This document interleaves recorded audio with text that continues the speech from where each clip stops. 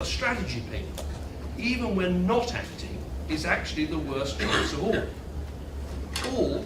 All of this, while, as the Prime Minister said in Warsaw recently, an axis of authoritarian states like Russia, Iran, North Korea and China is increasingly acting together in an attempt to undermine us and our allies and the world order on which we depend.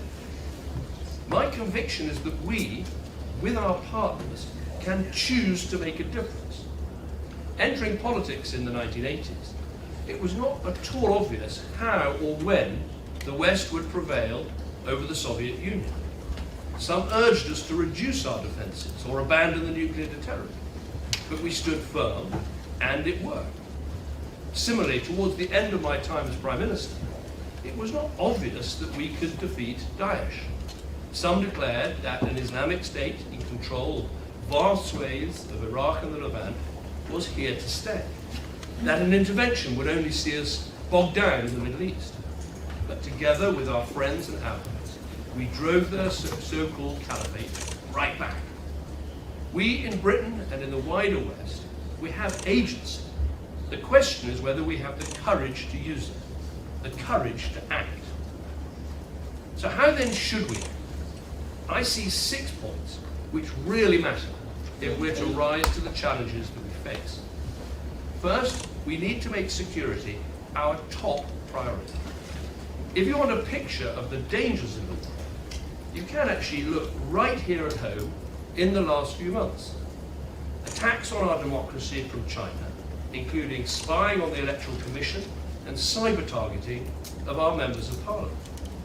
Reminders of the wide-ranging covert Russian playbook, including a suspected sabotage attack on a warehouse in East London just last week. And as the Director General of MI5 has made clear, numerous Iranian plots to assassinate British or UK-based individuals perceived as enemies of their regime. Again, right here in the UK.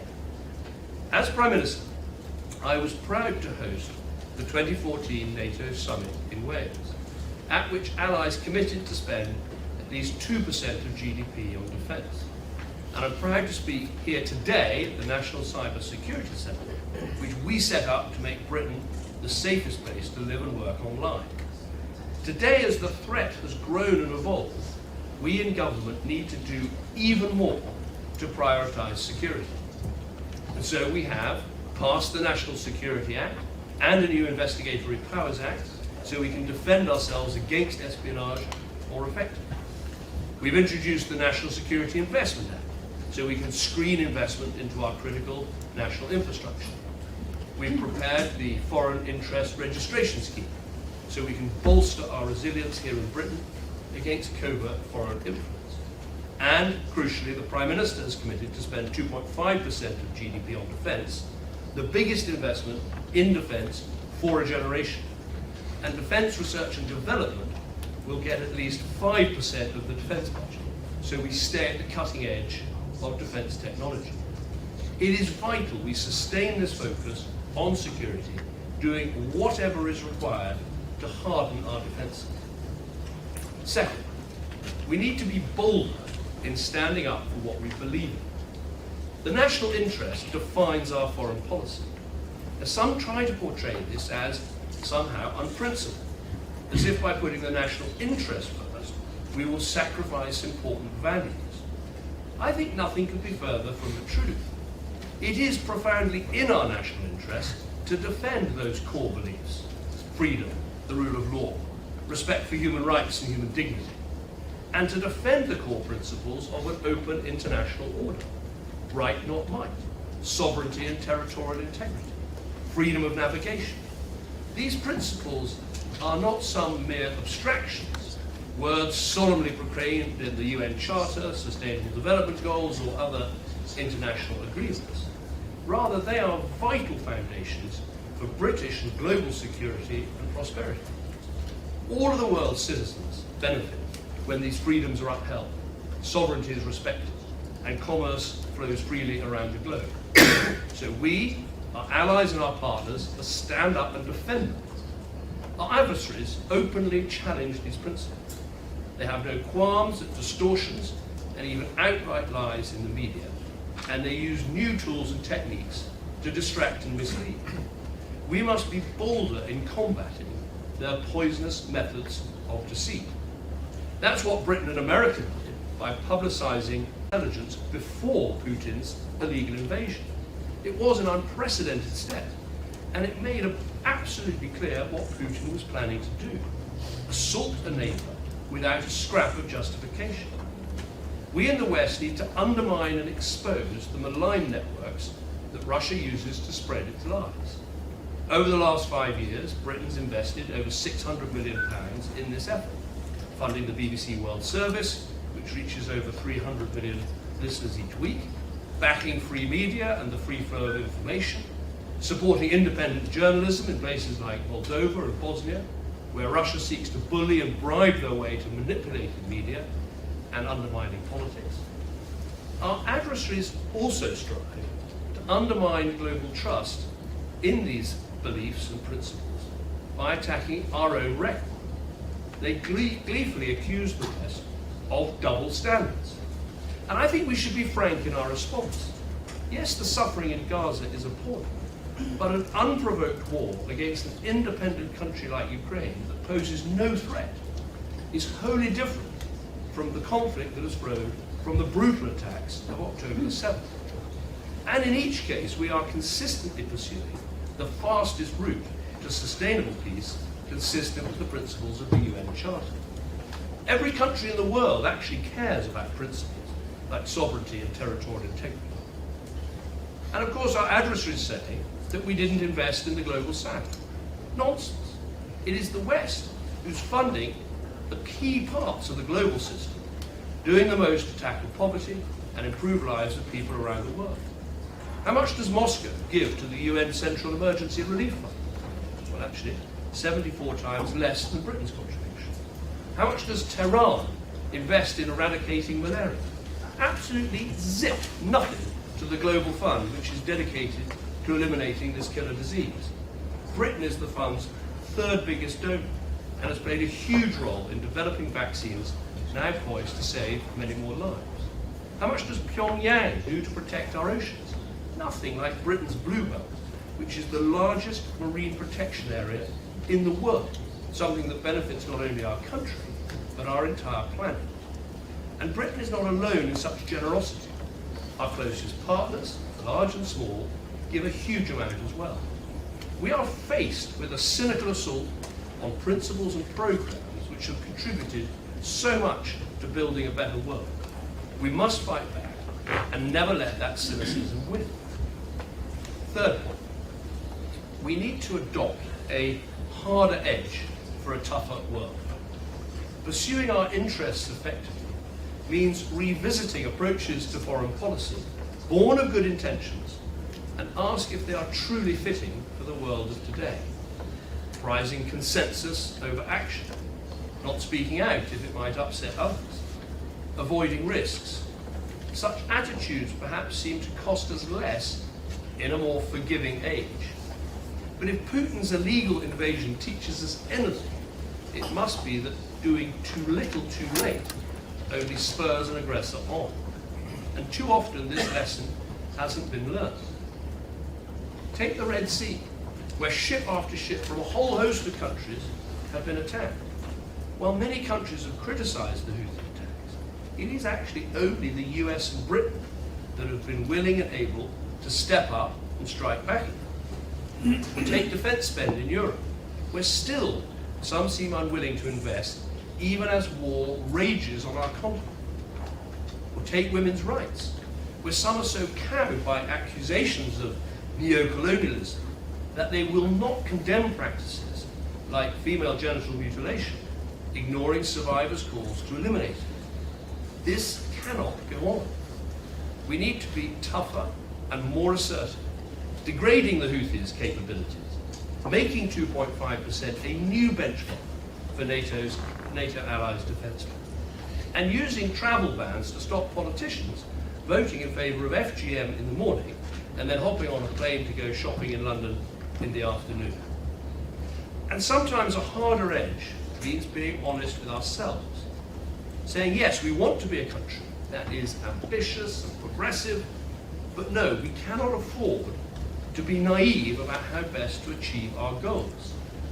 So yes, we're open to the world, its people and ideas, but no, we will not permit criminal gangs to decide who can enter our country and undermine voters' trust in our ability to control our borders. By implementing our asylum partnership with Rwanda, we are acting in the national interest. And yes, we're committed to reaching net zero by 2050 and to work globally to support others in meeting their own clean energy ambitions. But no, we will not refuse to grant new licenses in the North Sea for vital oil and gas, nor will we demonize other countries using their own reserves. These things are vital for energy independence from the likes of Putin and part of a responsible energy transition. Again, by taking a proportionate and realistic approach to delivering our climate change goals, we're acting in the national interest. And yes, we support free trade, but no, we're not going to sign a free trade deal just for the sugar rush of the press release. You only get one chance to do these things properly, and it's important to get it right. Via our patient negotiation of trade deals that are real wins, we're acting in the national interest. And yes, again, we believe in free speech and in the freedom to protest. But no, we're not going to shy away from defending democratic values by doing things like updating the definition of extremism to ensure that government does not legitimize those trying to overturn our democracy. Again, we're acting in the national interest. Now, fourth, we need to have a good dose of realism. In a much more competitive world, Britain must suffer no illusions about our place in it. I'm proud to lead the Foreign Commonwealth Development Office, overseeing a diplomatic network in over 160 countries and a development budget of over £8 billion, not to mention our incredible intelligence and security services. I'm representing effectively a nation with a sovereign nuclear deterrent, permanent seat on the UN Security Council, and a web of connections all over the world.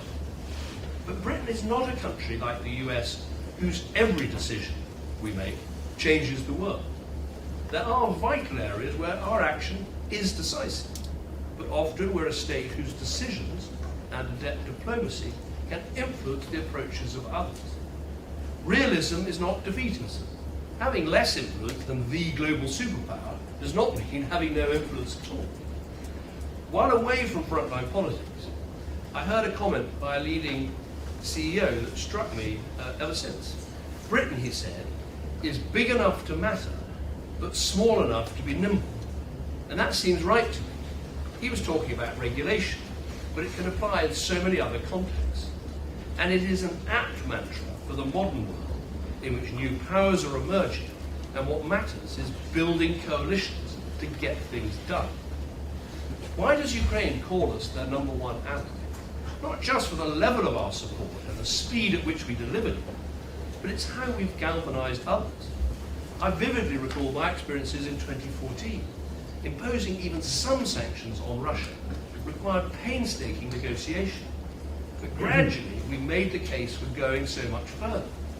We've imposed unprecedented sanctions with our allies. We've provided game-changing kit like long-range missiles and battle tanks with our allies. We've sustained support for Kyiv into a third year of war, once more following the vote in Congress with our allies. And we're now maintaining our military support to Ukraine, £3 billion a year until 2030 and beyond if necessary. And again, calling on our allies to join us in that pledge. To persuade, we also need to be active. A fortnight ago, I became the first Foreign Secretary to visit all 5 Central Asian states and Mongolia. In a more contested, more competitive world, Britain needs to get out there and compete. We need to say to potential partners all over the world, if you want to make that choice, to be more open, be more independent, we can help you make that choice. We're fortunate in Britain that English is the world's global language.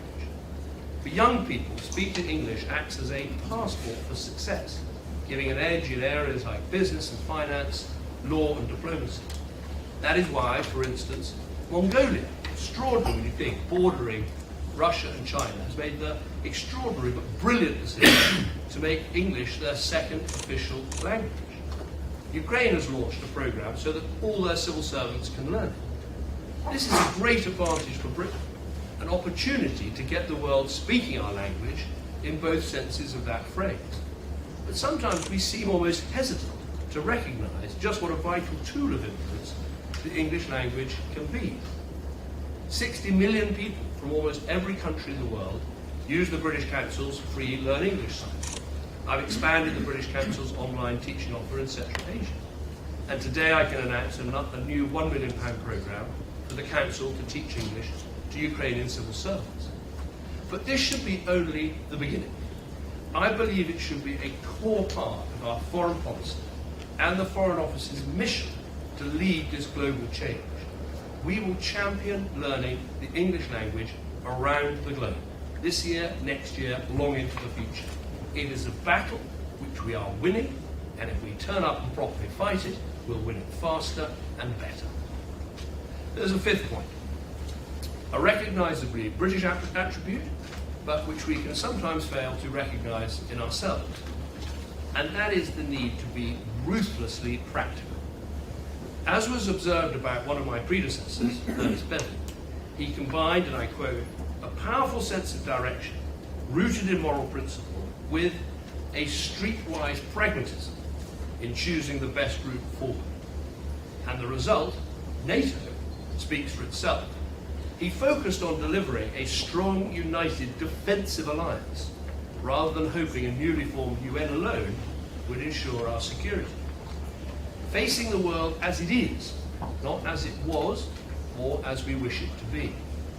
And so yes, for instance, we want the fighting to end in Gaza, but calling for an immediate ceasefire makes it no more likely.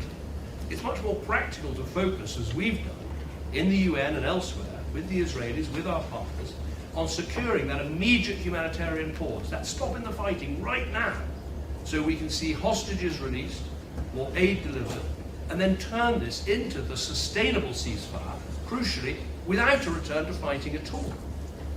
And yes, again, ruthlessly practical, we support multilateral reform because we want the UN and organisations like the WTO and the World Health Organization to succeed, but we're also increasing our support for other, more nimble organisations that can have an incredible impact on the ground, like Gavi, Global Alliance on Vaccines and Immunisation, or on the Global Fund that does so much brilliant work on diseases.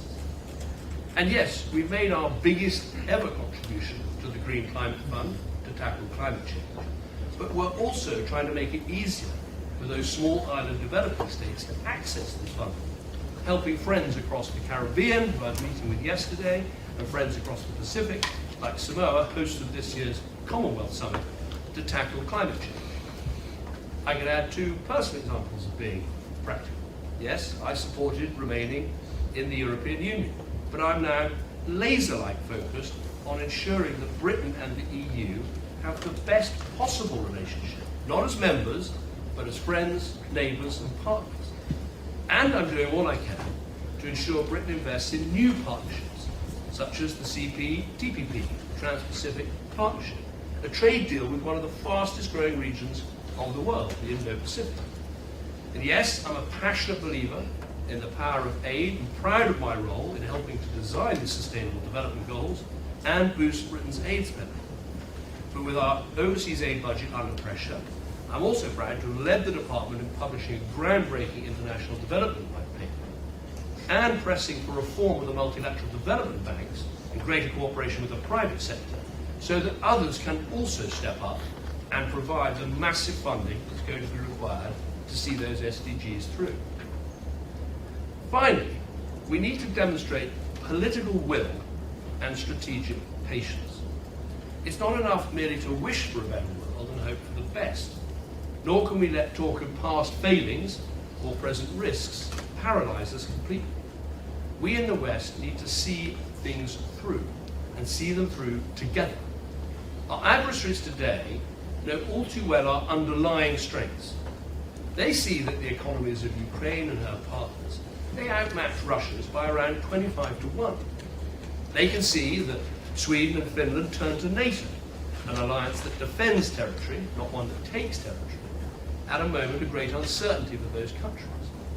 They can see the flow of talented people. They head in our direction, right from across the globe. But they think they've honed in on our greatest weakness. They believe it is they who are more determined to succeed, that they can outlast us, they can endure more pain, they can make more sacrifices. We are in a battle of wills. We all must prove our adversaries wrong, Britain and our allies and partners around the world. We need to outcompete. The upcoming NATO summit must see all allies on track to deliver their pledge made in Wales in 2014 to get to that 2%. And then we need to move quickly to establish 2.5% as the new benchmark. We need to out-cooperate. Investing in old alliances that have served us well, the transatlantic bond, our many friendships in Europe, the Five Eyes partnership, the G7, NATO, the Commonwealth. But we also need to forge new partnerships, like the AUKUS alliance with Australia and the US, the GCAP JET project with Italy and Japan, and the GEF security cooperation with like-minded nations in Northern Europe. And crucially, strengthening our bilateral partnerships with that great mass of countries, such as those in Central Asia I visited last week, who, while they may not be all democratic, they see the destructive reactionary policies of our adversaries as a threat to their security and their prosperity. And we need to out-innovate, using the legal route before us to use frozen Russian assets for the benefit of Ukraine, and leaning into the modern technology that fuels both operations in this building and much of the modern economy, as the Prime Minister did so skillfully by hosting the AI Safety Summit last year. Now, I know from experience it is not straightforward to deliver these points. Dissonant voices press for different paths, easier to tread in the short term, even as they store up problems for years to come. But I'm not disheartened. History is not preordained. I'm often reminded this as Foreign Secretary. Entering my office, I pass portraits of all those predecessors, and the world of today looks very different from that of Bevin and Eden, Grey and Salisbury, Canning and Castlereagh. Yet each faced times of challenge and change. And looking back, one can detect common threads, fundamental traditions in how they acted in response. Prioritising Britain's security, standing up for what they believed in, bringing hard-edged, realistic and practical in their pursuit of the national interest, and demonstrating always political will. The past cannot tell us what to do today, but it can certainly give us some guidance. Today we're being tested yet again, in both foreign and domestic policy, in Britain and the wider West. We are at a crossroads. If we make the right choices, act now, a bright future awaits us. But if we hesitate, our adversaries will write our future for us. So we need to show courage. The courage to determine our own destiny, the courage to rise to this moment of peril, the courage to act. Thank you.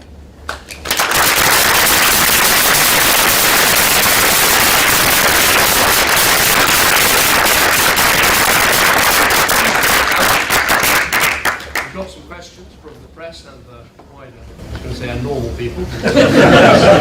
James Landell from BBC.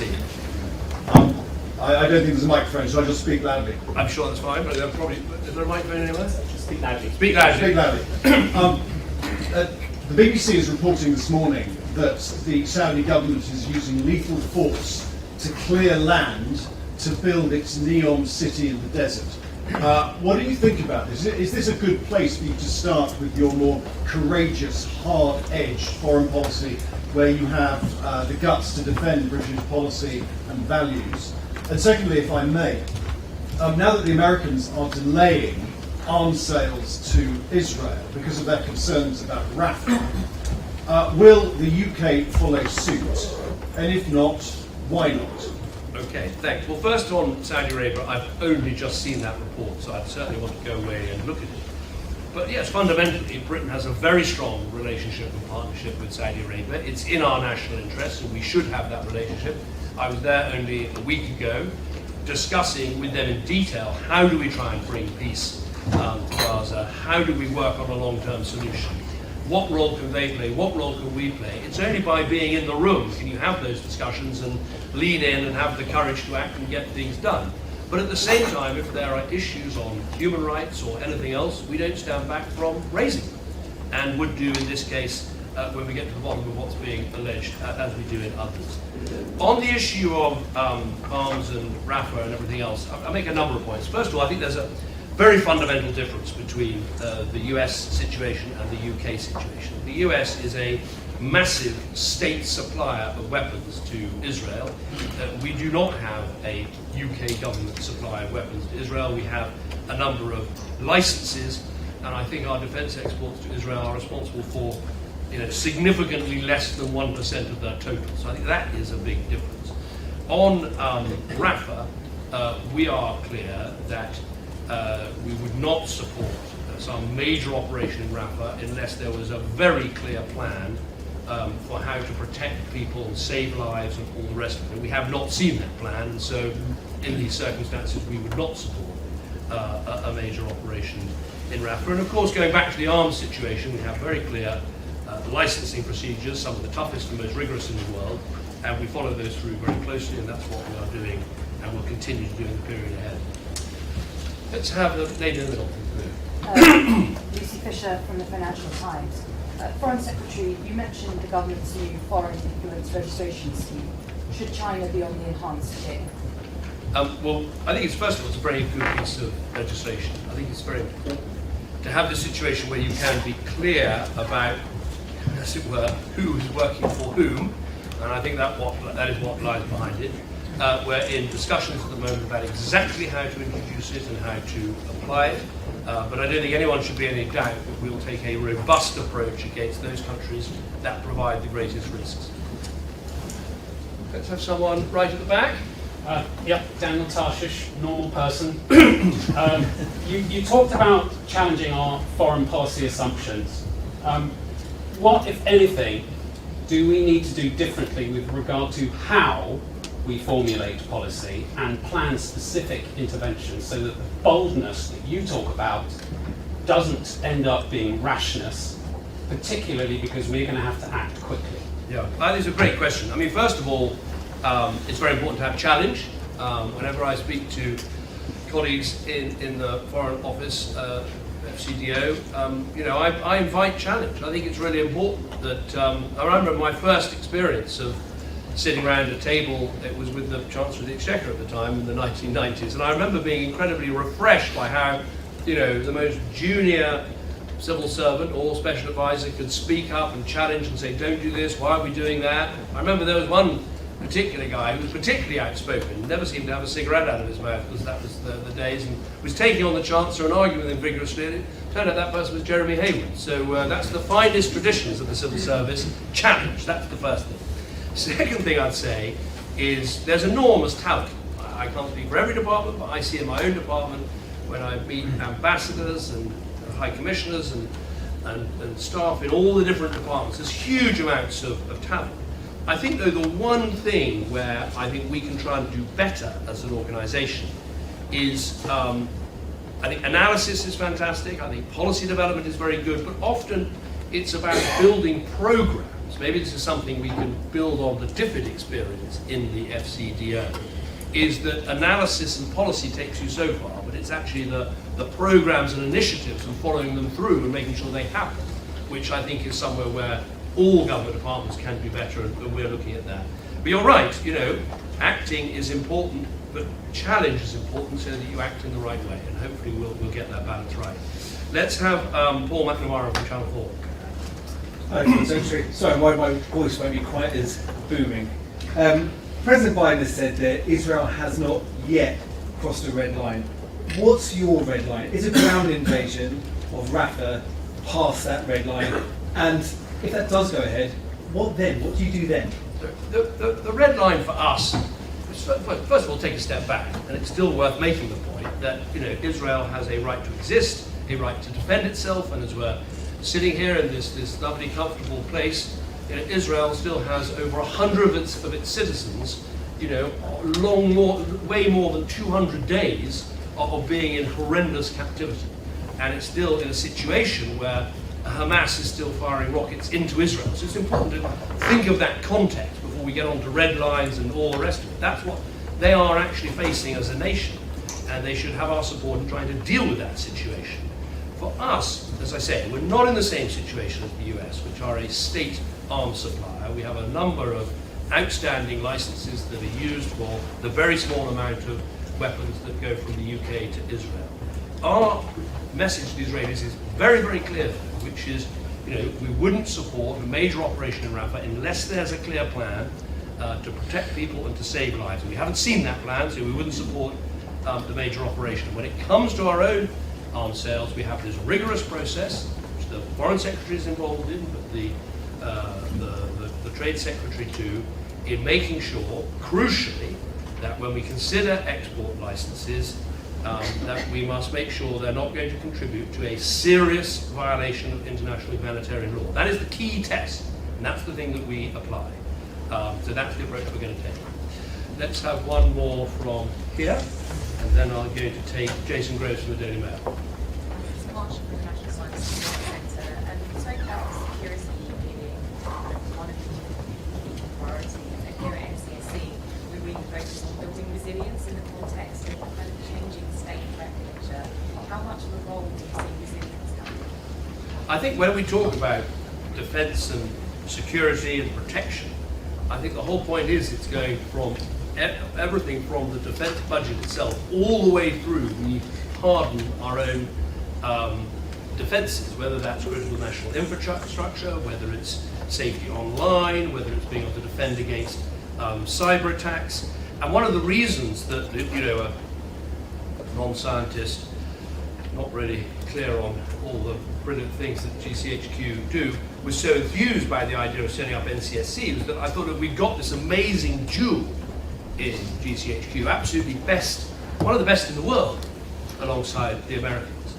And do we do enough to try and give it a public face where it can work with society, it can work with business? Because the fact is, someone once said, we are all in this together when it comes to this cyber attacks and all the rest of it. And that's what lay behind NCSC. So yes, the hardening of our systems is absolutely crucial right across the line. And I think that's what NCSC is about to me, and that's also what all those laws I talked about, national infrastructure, national security, foreign interest registration scheme. If you're living in a harder, more dangerous, more competitive world, fundamentally there are two things you've got to do. One is harden your systems at home, and secondly, get out there and compete overseas.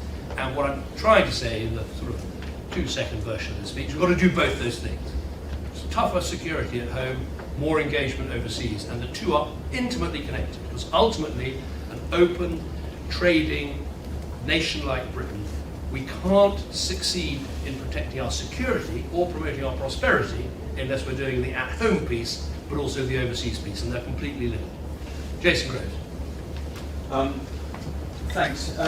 You mentioned the differences in our systems on arms sales. Is Biden wrong to suspend shipments to Israel? Aren't we sending out a message to Tehran and Hamas that we're not willing to finish the job? And can I actually quickly on defence spending, with some China and European allies, it's not going over. I think when you were PM, I think our spending failed. Certainly we haven't got a political consensus here among the main opposition parties.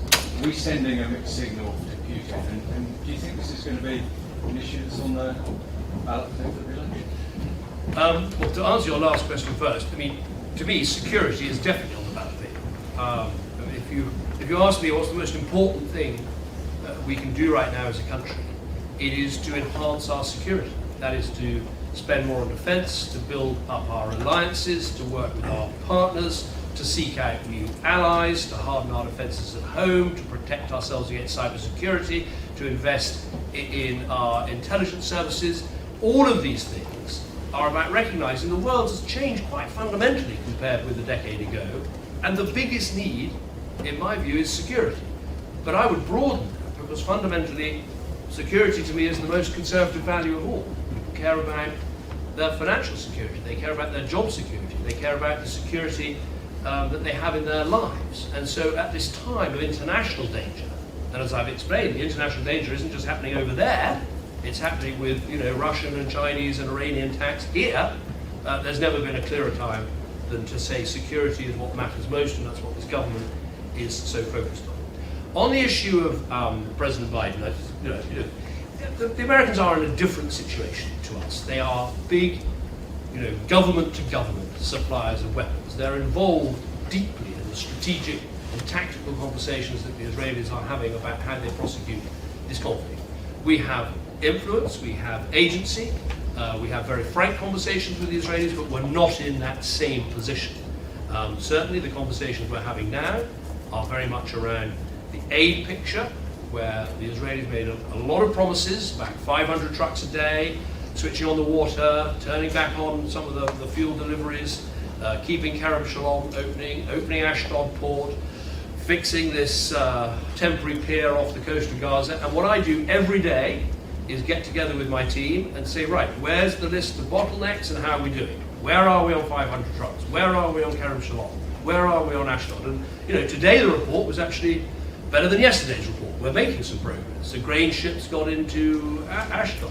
We're quite close to getting this temporary harbour up and running.